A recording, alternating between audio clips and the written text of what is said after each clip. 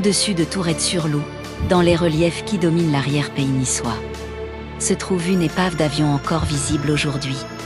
Ce n'est ni un décor abandonné, ni un vestige militaire. Il s'agit d'un petit avion de tourisme qui s'est écrasé ici, il y a plus de 40 ans, et qui n'a jamais quitté la montagne. Pour atteindre le site, il faut prendre de la hauteur au-dessus du village. Le décor est celui de la moyenne montagne, entre rochers, crêtes et forêts clairsemées. Rien n'annonce vraiment ce qu'on va découvrir.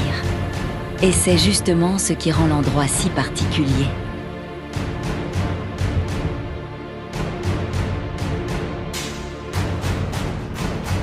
Puis l'épave apparaît. Posée là, à flanc de pente, elle surprend soudainement. L'appareil identifié est un Rockwell Commander 114, immatriculé OYCAY. Les sources situent le crash sur le versant sud du puits de Tourette, au-dessus de Tourette-sur-Loup.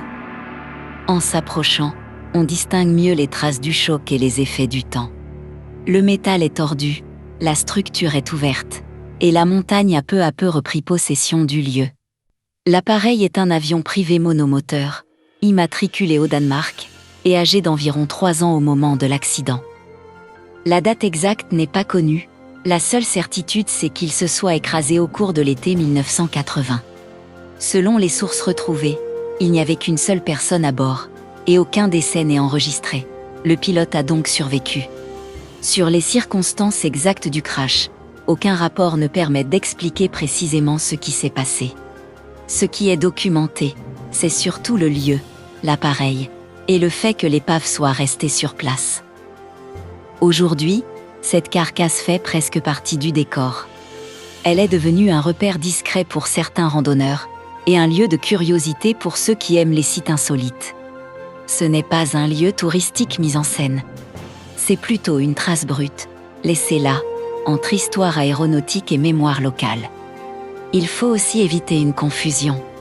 Un autre accident d'avion a eu lieu à Tourette-sur-Loup en 2010, dans le secteur du Caire, sur un Pipa 28. Cet accident n'a rien à voir avec cette ancienne épave du Rockwell Commander. Au final, ce lieu reste marquant par sa simplicité.